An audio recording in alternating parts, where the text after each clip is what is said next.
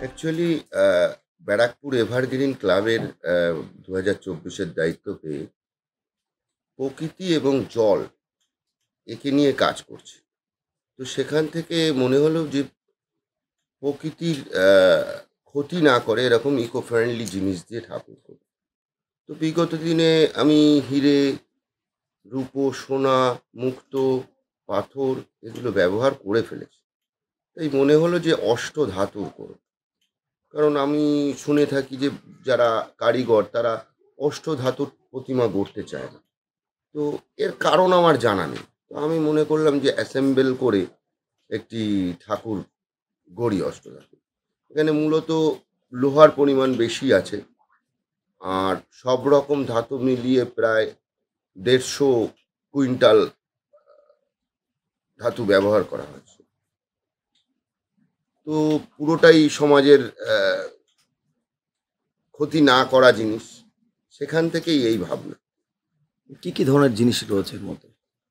রয়েছে মায়ের মুখ রয়েছে কপারের, হাত রয়েছে কপারের, বডি রয়েছে বিভিন্ন ফেলে দেওয়া আমাদের সাইকেলের পার্টস, বাইকের পার্টস, বড় গাড়ির পার্টস সমস্ত ব্যবহার করে। লক্ষ্মী যেমন পিতলের হচ্ছে, সরস্বতী দস্তার হচ্ছে, কার্তিক ব্রোঞ্জের হচ্ছে, গণেশ রূপোর হচ্ছে, মানে চাঁদি। এছাড়া সোনা রূপোর ব্যবহার কিভাবে করছেন? হ্যাঁ, সোনা যেমন সোনার পরিমাণটা কম থাকবে, রূপোর ব্যবহার প্রচুরই আছে। কারণ অলংকারগুলো পুরো রূপোর, কিছু তামার অলংকারও থাকবে। এভাবেই অ্যাসেম্বল করে অষ্টধাতুর করা হচ্ছে। আচ্ছা, প্রতিমা এবং মণ্ডপ আপনি করছেন, সেক্ষেত্রে কোনো বিশেষ বার্তা থাকবে? হ্যাঁ, বিশেষ বার্তা বলতে আমরা রক্তদানের ক্যাসেটে শুনি, রক্ত কোনো কলকারখানায় তৈরি হয়।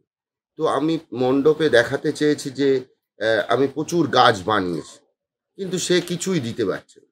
না অক্সিজেন দিচ্ছে, না পাখির বাসস্থান দিচ্ছে, না আমাদের শুকনো পাতা দিচ্ছে, কিছুই দিতে পারছে না। তো সেখান থেকে আমার মনে হয়েছে যে গাছও কলকারখানায় তৈরি হয় না। আমাদেরকেই, আমরা সমাজের বুদ্ধিমান প্রাণী, অ্যা আমাদেরকেই গাছ লাগাতে হবে এবং প্রকৃতিকে বাঁচাতে হবে।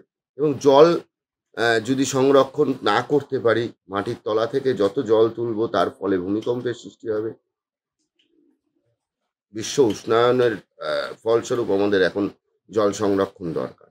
সেই ভাবনা থেকেই পুরো মণ্ডপ এবং প্রতিমার সৃষ্টি। এই যে এত ভারী প্রতিমা, এর আগে কোথাও সেই অর্থে দেখা যায়নি, রাজ্যের কোথাও বা অন্য দেশের কোথাও শোনাও যায়নি। সেক্ষেত্রে এই প্রতিমা কি বিশেষ নজর কাড়বে বা নিয়ে যাওয়ার ক্ষেত্রেও কি ব্যবস্থা করা হয়েছে? হ্যাঁ, নিয়ে যাওয়ার ক্ষেত্রে মানে এটা কোনো মানুষ তুলতে পারবে না, ক্রেনের দ্বারাই তোলা হবে। আর বিশেষ নজর কাড়বে বলতে মানে আমার আশা, বিগত দিনে আমার কাজ মানুষ প্রশংসা করেছে দেশে, রাজ্যের বাইরে, বিদেশে। তো আশা করি সব কাজকে ছাপিয়ে যাবে এই বছরের প্রতিমা। আসুন, দর্শকদেরও বলব, আসুন একটু অন্যরকম স্বাদের মাকে দর্শন করুন। কোন জায়গায় প্রতিমা স্থান পাবে? কোন মণ্ডপে? Barrackpore evergreen club. এছাড়া কোনো বিশেষ বার্তা থাকছে প্রতিমার মধ্যে, কোনো বিশেষত্ব? না, প্রতিমায় অস্ত্র থাকছে না। কারণ এর ব্যাকগ্রাউন্ডে সমস্ত কুড়াল, করাত যেগুলো দিয়ে আমরা গাছকে ধ্বংস করি, সেগুলোকে অর্পণ করা হয়েছে মার কাছে।